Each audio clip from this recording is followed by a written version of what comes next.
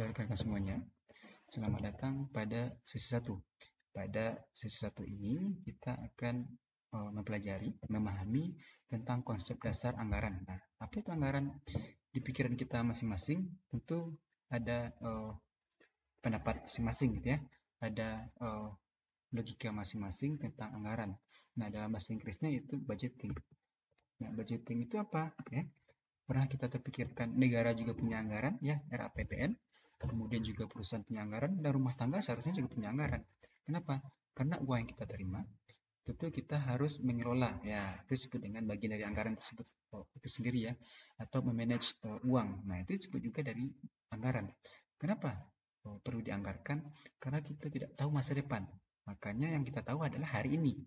Masa lalu gimana? Ya tidak ada lagi, sudah lewat, gitu ya. Makanya anggaran adalah pekerjaan hari ini untuk memastikan masa depan, bukan memastikan ya, meramalkan masa depan kita masih ada, masih punya uang, masih punya aset, masih bisa hidup.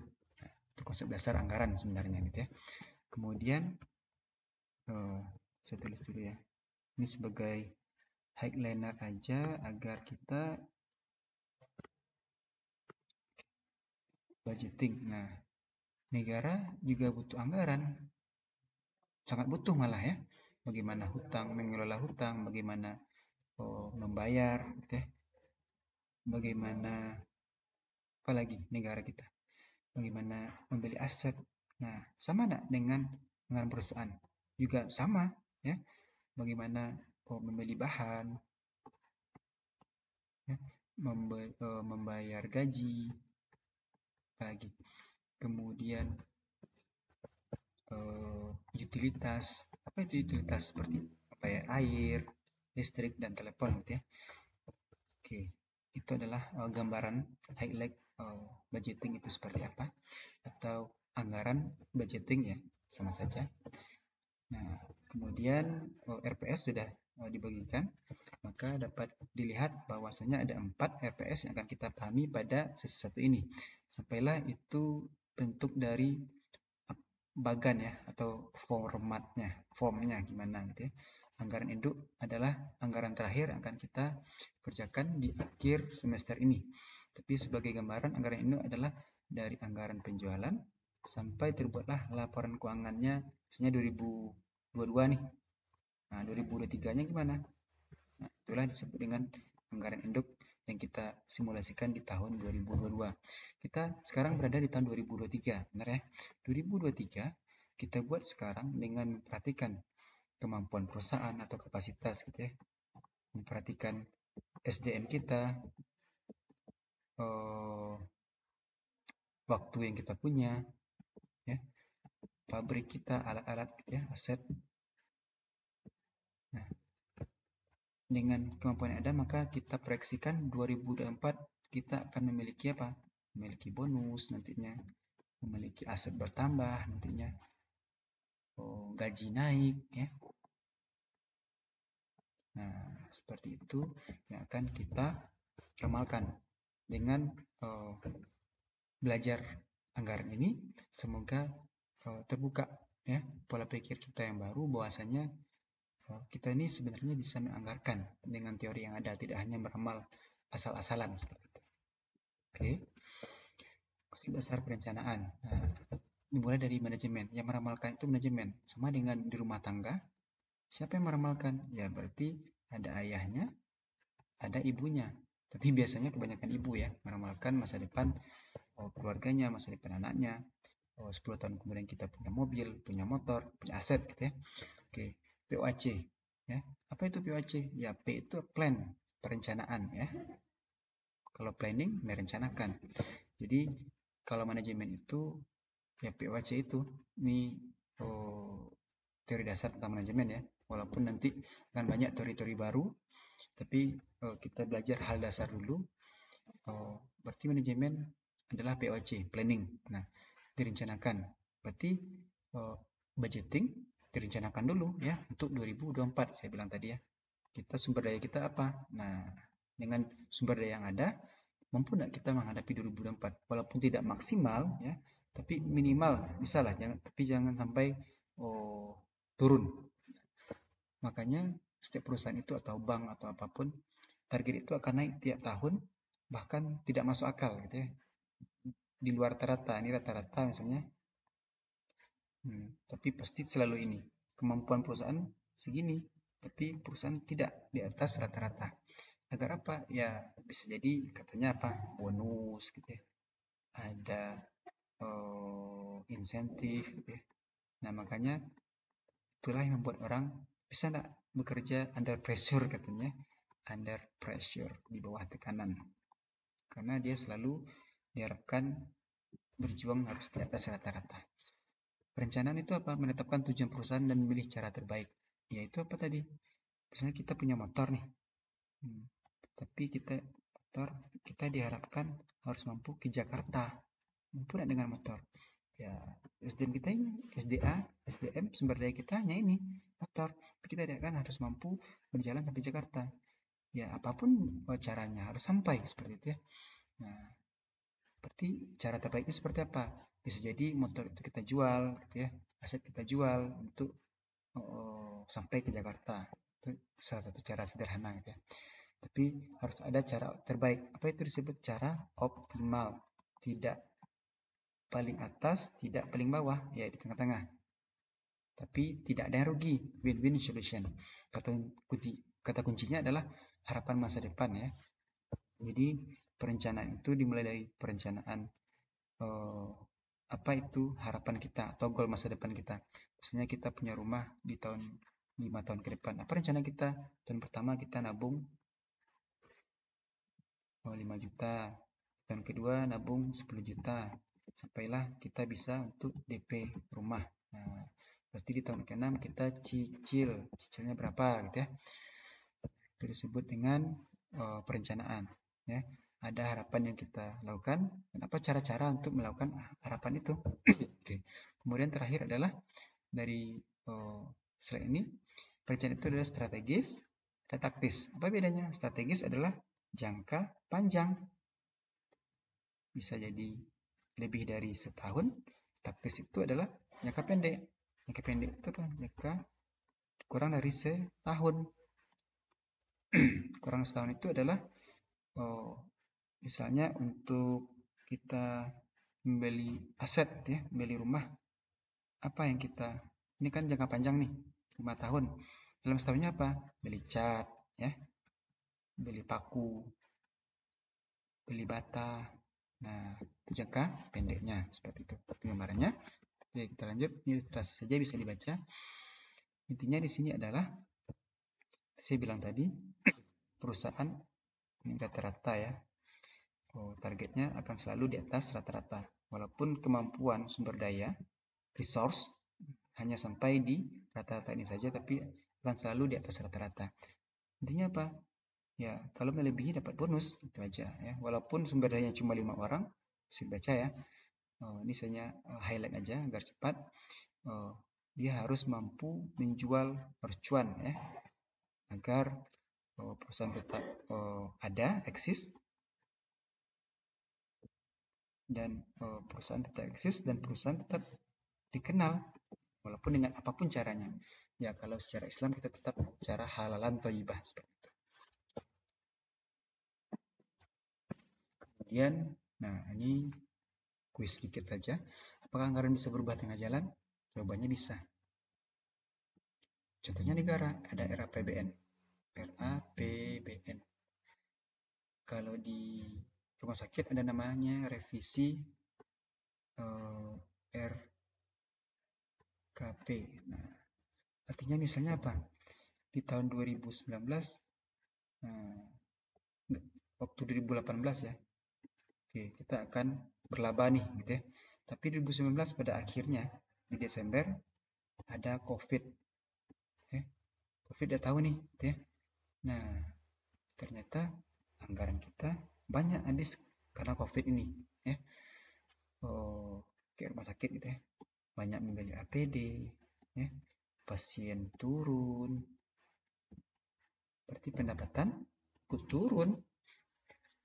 Tapi kita tetap harus bayar listrik, utilitas ya. Bayar gaji, bayar jasa medis dokter, Jadi gimana dong? Berarti kita harus apa? Ya merevisi anggaran lagi, kita harus utang untuk ini, ya. Harus apa lagi? Hemat. Jangan membeli asal-asalan lagi gitu ya. Nah, itu salah satu kenapa harus direvisi ya. Oke. Apakah negara memiliki anggaran? Ya, namanya RAPBN. Oke, selanjutnya budgeting atau penganggaran. Nah, budget itu adalah anggaran, budgeting itu adalah kata kerja disebut dengan penganggaran atau aktivitasnya ya, aktivitasnya. Nah, proses apa? Aktivitas atau proses planning, perencanaan. Setelah kita merencanakan, kita kontrol apakah sesuai dengan rencana atau kita kendalikan gitu ya. Kendalikan, controlling. Jadi suatu proses merencanakan, mengendalikan seluruh aktivitas perusahaan atau institusi atau badan yang mana ada satuan uang di sana ya. Ada berkaitan dengan uang ya, bentuk rupiah, dolar gitu ya. Yang kita proyeksikan untuk masa depan. Jadi kita punya sumber daya 5, maka kita harus punya 10 di tahun depan. Nah, itu dengan proyeksi. Dan pada akhirnya kita membuat laporan keuangan proyeksi ya. Jadi aset kita di laporan keuangan misalnya ada 5 tadi, maka akan meningkat menjadi 6. Itu juga ini uang kas ya. Itu juga aset meningkat. Nah, itu kita proyeksikan dengan sumber daya yang ada di tahun ini. Itu gambarannya. Penganggaran perusahaan mencakup. Nah, apa aja itu penganggaran itu? Kita buat pertama tujuan, spesifikasi tujuan kita. Tujuan kita adalah misalnya ke Padang. Spesifikasinya adalah lewat Padang Luar. Karena di Padang Luar itu banyak jalannya. Lewat Batu Sangkar, lewat arah ke Malala, nah, ada 3 jalan, atau lewat Padang Panjang. Nah, itu disebut dengan spesifikasi tujuannya. Pengembangan strategi. Nah, ini bisa jadi dengan motor, bicycle, sepeda gitu ya, atau dengan mobil, dengan bus. Itu disebut dengan pengembangan strategi. Cara lain ya. Kemudian perencanaan laba. Laba yang kita harapkan di tahun 2024 berapa? 2023 misalnya, 23 misalnya ada 5. Nah, di sini 7 aja lah gitu ya. Dengan kemampuan yang ada, tidak mungkin kita mencapai angka 10 labanya seperti itu. Kemudian kegiatan lainnya adalah membuat pelaporan kinerja periodik. Periodik itu adalah ada bulanan, ya, ada triwulan, ada kuartalan, ada semesteran sekali 6 bulan ya, dan ada sampai situ aja. Ada bulanan, triwulan, kuartalan, semesteran, ya, itu disebut dengan periodik. Dan pengembangan prosedur tindak lanjut. Nah, ini kalau ada prosedur-prosedur yang pendek atau yang panjang direvisi lagi gitu ya, lebih disederhanakan atau perlu detail lain-lainnya. Tuh. Kemudian bisa dibaca rencana anggaran ya. Ada apa aja di rencana keuangan itu? Ada ya, tentu ada uang karena kita berkaitan dengan uang ya. Kalau anggaran pasti ada uangnya. Nah, itu aja pikirannya. Tapi cara menganggarkan itu disebut dengan penganggaran ya. Kemudian ada komitmen. Nah, jadi biasanya setiap awal tahun ada tanda tangan ya di spanduk itu. Kita harus mencapai target ini gitu ya. Kalau di perusahaan seperti itu. Kita harus berkomitmen menjaga budaya perusahaan agar tetap mencapai cuan, mencapai laba seperti itu. Harapan masa depan adalah adanya pendapatan, ya, membayar beban hutang gitu ya, mendapat bonus ya. Nah, seperti itu. Nah, kita nggak boleh asal-asalan karena ada prediksi menggunakan matematis, bukan cenayang, bukan tukang ramal, bukan ya. Jadi Excelnya sudah saya bagikan, semoga bisa dibaca terlebih dahulu agar nyambung ya. Oke.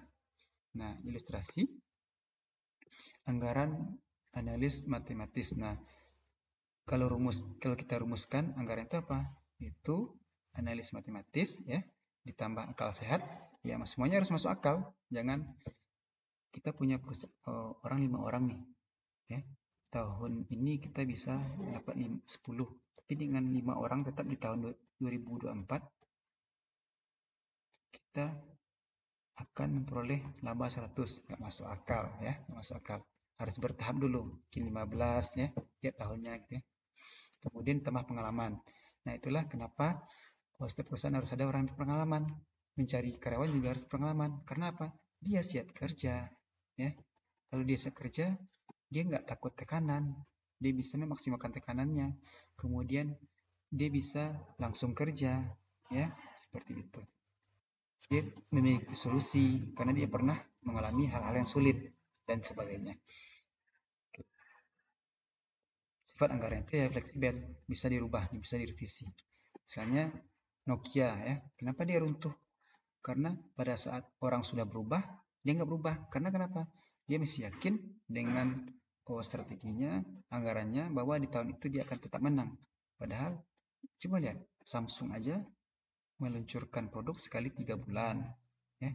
Apple sekali setahun. Ya. Bahkan bukan sekali setahun. Dalam 10 bulan dia sudah merencanakan akan ada Apple model baru, Max model baru, gitu ya, dan sebagainya, jam model baru, gitu ya. Jadi kemudian harus realistis, ya. Masuk akal tadi, atau masuk logis, ya, masuk akal, masuk akal. Oke, tidak terlalu optimis, tidak terlalu pesimis, berarti optimal, gitu ya, atau realis. Kemudian continue, harus dilihat terus menerus, ya. Jadi setelah kita bekerja, kita buat anggaran, ya, awal tahun Januari kita lihat ada tumbuh nak atau ada kurang nak, ya. Kemudian Februari gitu juga, ternyata ada penurunan, kita revisi nggak anggaran, ya, berarti harus ada monitor gitu. Kemudian di Juni orang mau lebaran, perlu nggak kita tingkatkan penjualan, kita revisi lagi gitu ya targetnya. Tapi intinya jangan banyak revisi, makanya harus logis pemikirannya di 2023 untuk 2024, ya. Harus lihat inflasi, suku bunga, dan sebagainya. Apa bencana di akan masa depan, ya, walaupun tidak akan mungkin terjadi, tapi tetap ada jaga-jaga, ya. Kemudian fungsi anggaran bisa dibaca.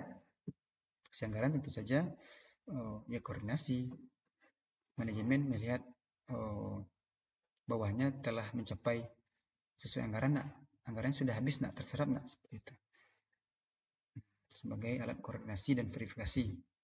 Kemudian monitor, jadi CCTV itu juga sebagai monitor, tapi anggaran itu adalah CCTV-nya dari keuangan. Dan evaluasinya perlu ditingkatkan atau perlu dikurangi agar tidak boros. Ini bisa dibaca, anggaran adalah sebagai motivasi, ya benar ya, untuk bonus, untuk efisien, jangan boros, ya. Nilai kinerja karyawan, ya, betul saja, karena kalau boros maka ya kinerja karyawannya rendah atau tidak sampai, berarti dia malas gitu ya, maka dia tidak naik gaji, gitu aja. Alat komunikasi internal, ya tentu saja. Kenapa? Karena dengan adanya angka-angka tiap bulan, tiap semesteran, tiap triwulan, maka akan ada rapat, ya, akan ada pertemuan, nah, disebut dengan komunikasi internal antara manajemen.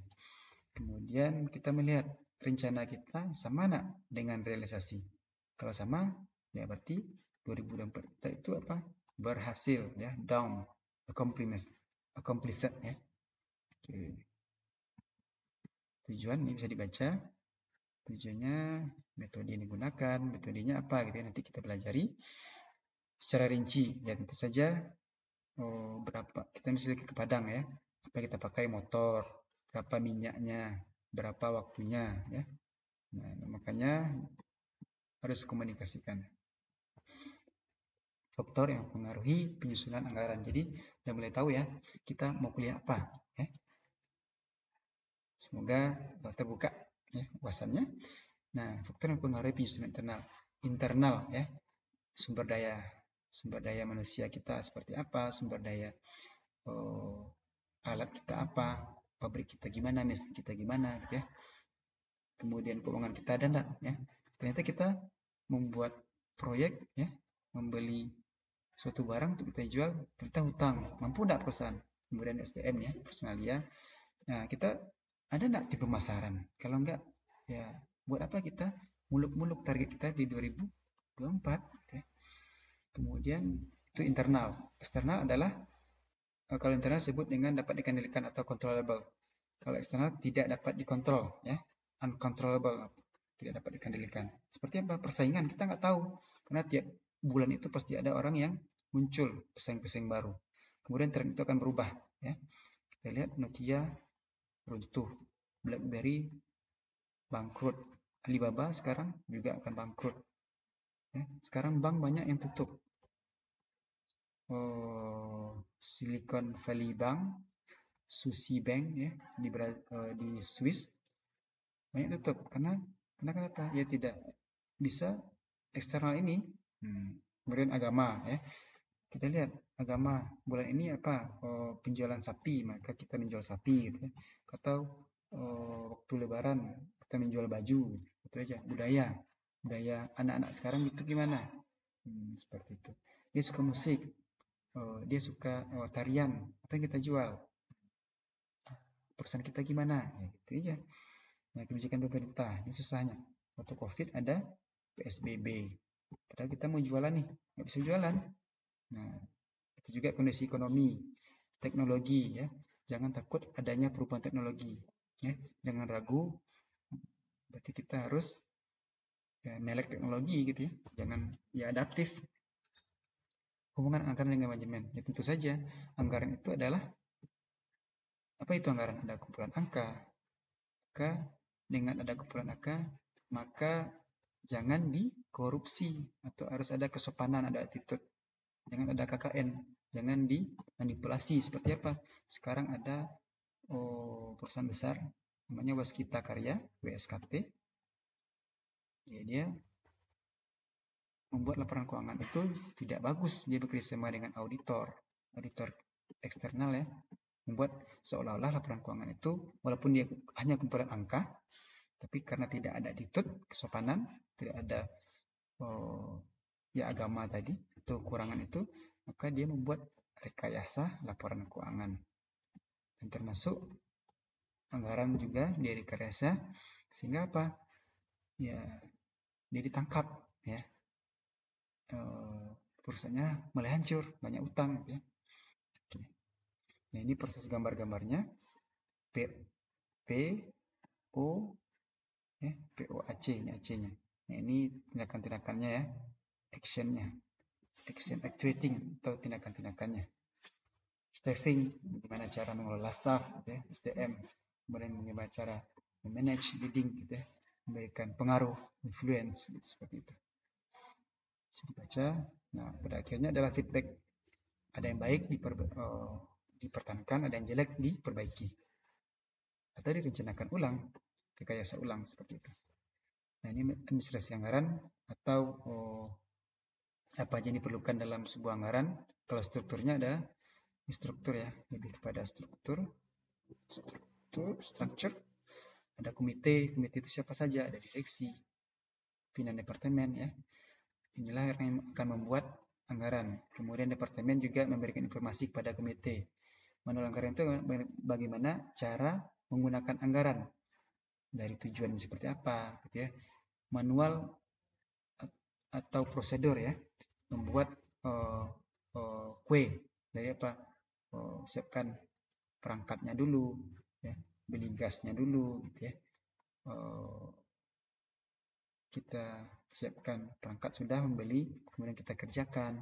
Nah, itu disebut dengan manual sampai wewenangnya.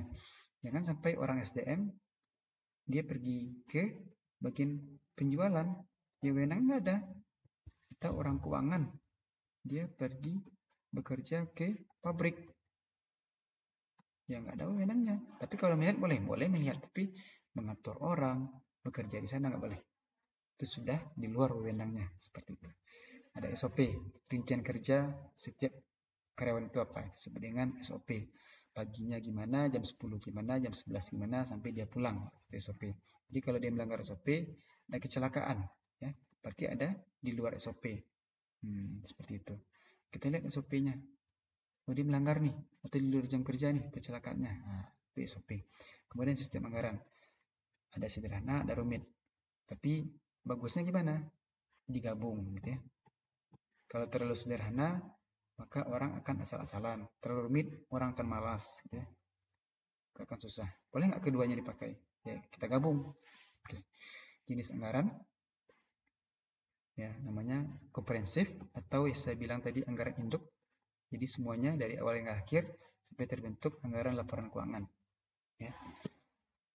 Ada gabungan dari orang pemasaran juga membuat anggarannya, orang produksi. Kalau di negari gimana?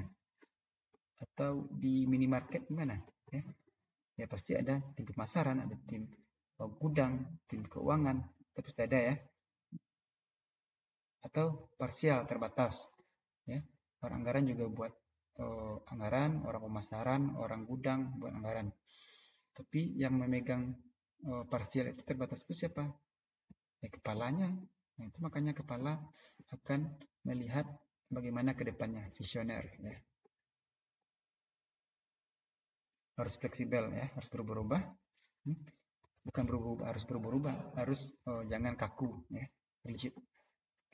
Kemudian berdasarkan waktu, periode waktu itu saya bilang tadi ada kurang dari setahun, ada jangka panjang. Ini disebut dengan taktis, ini disebut dengan strategis. Kelemahan anggaran itu apa? Ya, karena ini hanya angka masa lalu ya. Angka masa lalu, sehingga ya belum tepat itu benar di masa depan. Tapi kita hanya punya apa ya? Hanya punya di masa lalu dan hari ini. Ya, seperti virus kita nggak tahu gitu ya. Inflasi akan berubah tiap bulan. Kemudian banyak pihak, tidak hanya pihak internal tapi eksternal. Kita harus ada minta saran gitu ya. Tapi jangan sampai ke dukun gitu ya. Dukun aja kalau dia kaya, dia nggak perlu minta menjual jasanya gitu. Kemudian tidak akan subjektivitas atau personal. Misalnya apa? Personal. Ya suka tidak suka itu personal itu ya. Saya nggak suka ini. Jadi jangan kita ke sana, jangan jual ke sana. Bisa jadi dia pernah ada luka masa lalu gitu ya. Nggak boleh, harus objektivitas. Tapi pasti aja ada subjektivitas dalam membuat anggaran. Saya nggak suka tuh warna ini gitu ya. Padahal orang lebih suka, tren sekarang suka warna pink dan oranye gitu ya. Tapi karena bosnya kolot, ya nggak, saya nggak suka pink itu tuh terlalu perempuan. Warna oranye saya nggak suka karena oh, oh, asosiasinya ke Belanda gitu ya. Saya nggak suka. Nah, ya nggak masuk akal itu ya subjektivitas. Penggunaan anggaran itu ya ada proyeksi masa depan gitu ya. Alatnya jelas ya, tidak cenayang, tidak pakai dukun. Patokannya ada baik, ada buruk ya. Jadi orang kalau kerja buruk dia tidak dapat apa-apa atau malah gajinya turun. Kemudian ya, ini bonus ada sanksi. Kemudian melibatkan banyak pihak saja ada, kita lihat kalau pajak berarti pemerintah, kalau izin-izin berarti Pemda ya. Kalau keamanan berarti dari preman. Makanya harus ada tim board yang kuat seperti itu. Ini mengulang lagi tapi ini dalam bentuk posisi anggaran. Ini bisa dibaca. Ini ada pendek, ada panjang, ada visi dan misi. Beda visi misi tahu ya? Visi itu bagaimana kita mencapai tujuan. Visi kita misalnya kita ke Padang. Misi kita adalah bagaimana cara kita ke Padang. Apa beda visi dan misi ya? Misi kita adalah jalan kaki, motor, caranya harus cepat atau lambat gitu ya. Nah, visi adalah bagaimana cara kita sampai ke visi tujuan. Anggaran itu adalah ada satuan angka. Ini kalau digambarkan seperti ini ya, dari sini ke sini. Oke, ini starting pointnya. Harus ada dikendalikan, jangan sampai boros, jangan sampai tidak efektif, efisien. Ini bagan strukturnya, direksi. Dia menetapkan tujuannya kita harus laba 10, maka komisi dan staf akan bekerja. Akan memikirkan ya, apa kita punya apa? Kita punya bagian ini Pak. Sebagai manusia kita seperti ini Pak. Oke. Saya maunya 10, bisa nggak? Oke, maka susahlah, pending lah ini orang-orang ini, ya, manajer-manajer ini. Itu akan ada pada akhir tahun. Itu biasanya 3 bulan terakhir akan membuat RKA, rencana atau anggaran RPBN seperti itu. Isi anggaran induk. Nah, ini terakhir. Ini akan ada di sesi 16 dan 17. Nah, ini akan kita lakukan untuk UAS. Ya. Apa aja isinya? Ada forecasting, variable, ya, analis. Yang telah belajar akuntansi biaya, maka sedikit banyaknya juga akan memahami. Karena tidak jauh beda, tapi kita akan melihat masa depan. Kalau akuntansi biaya kita membuat laporan keuangan saja ya. Akuntansi biaya akan ada di mana di laporan keuangan? Di HPP. Oke.